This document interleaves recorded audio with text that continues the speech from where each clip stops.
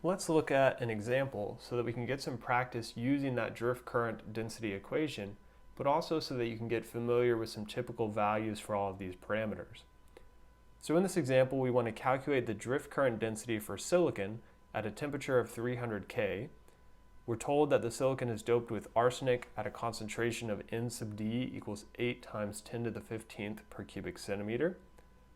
We're told our electron mobility, mu sub n, is equal to 1,350 square centimeters per volt second, and our hole mobility, mu sub p, is equal to 480 centimeters squared per volt second, and our electric field strength is 100 volts per centimeter. So as always, I would encourage you all to pause the video and try to set up the problem or work through the problem by yourself before coming back and seeing how I work it here. So looking at our J equation on the previous video, we can say the only things we need are our electron and hole concentrations. So we only need our electron and hole concentrations. So in our equation, that's our N and our P respectively.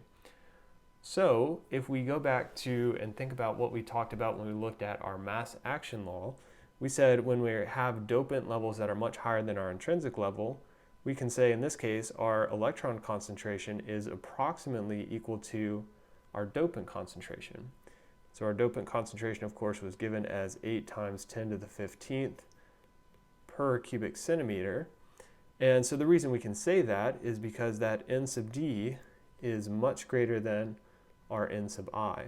So this N sub D is on the order of 10 to the 15th, almost 10 to the 16th, and remember our N sub I value is on the order of 10 to the 10th. So the electrons that are created as electron-hole pairs from just thermal generation are still present.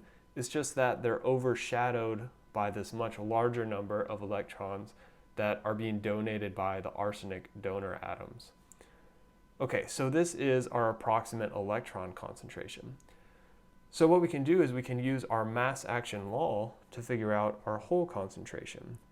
So we can say our hole concentration is equal to Ni squared divided by our N, but remember our N is approximately equal to N sub D.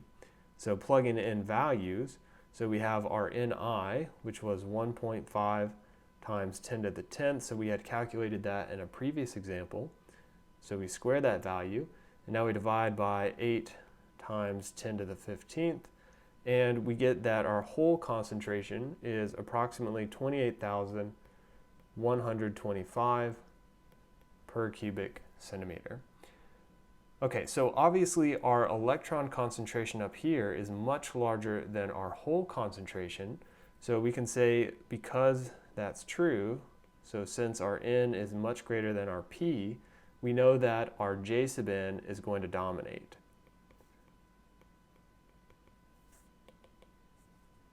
So our J sub N, our term in our current density from our electrons, is going to dominate. So that being said, if you're more comfortable with this, we don't necessarily even have to calculate our J sub P, our current density due to our holes, our drift current density, I should say. But we're going to go ahead and do it here anyway, just so we can see how much our J sub N is really sort of overshadowing that J sub P. So let's go ahead and plug in values into our equations from the previous video. So we have our J sub N, we said is equal to Q N mu sub N times E. So plugging in known values, we have our charge of our electron is 1.6 times 10 to the 19th, negative 19th coulombs. Our N, we said, is approximately our N sub D, which is 8 times 10 to the 15th per cubic centimeter. Our mobility was given as 1,350 for our electrons, and that has units of square centimeters per volt second. And then finally, our electric field strength is 100 volts per centimeter.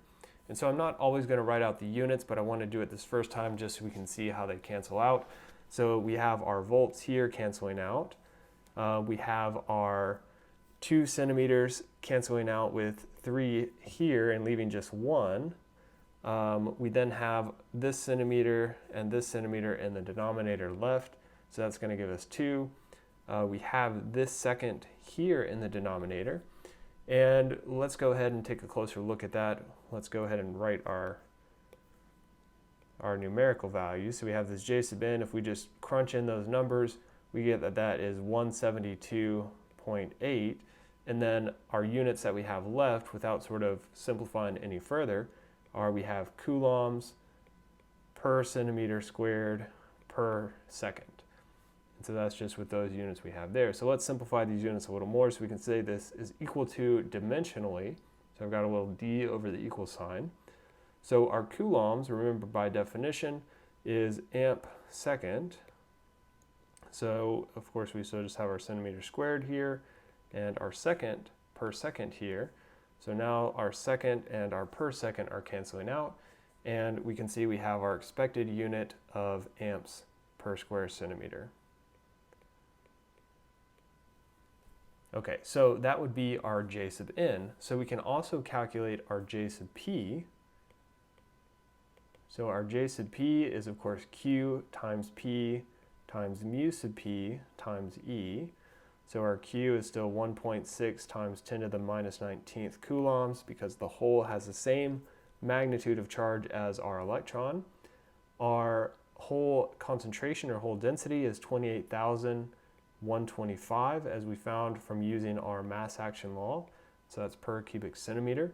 Our mobility was given as 480 centimeters squared per volt second, and our electric field strength is 100 volts per centimeter. So plugging all of that in, we get j sub p is equal to 2.16 times 10 to the minus 10 amps per square centimeter. So of course we can see that this j sub p is much smaller, so over 10 orders of magnitude smaller than our j sub n. So what we can say then is that our overall drift current density, J, is approximately equal to just our j sub n, which is equal to 172.8 amps per square centimeter. And so again, once you're more comfortable with these ideas, what we could have done is we could have said from here, well, this number is so much larger than this one. Our mobilities are, not that different. In fact, our electron mobility is higher.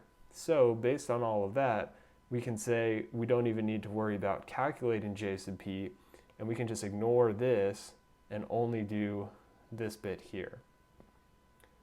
In the next video, we're going to look at our second current process, and then we're finally going to move on to our first device, our p-in junction.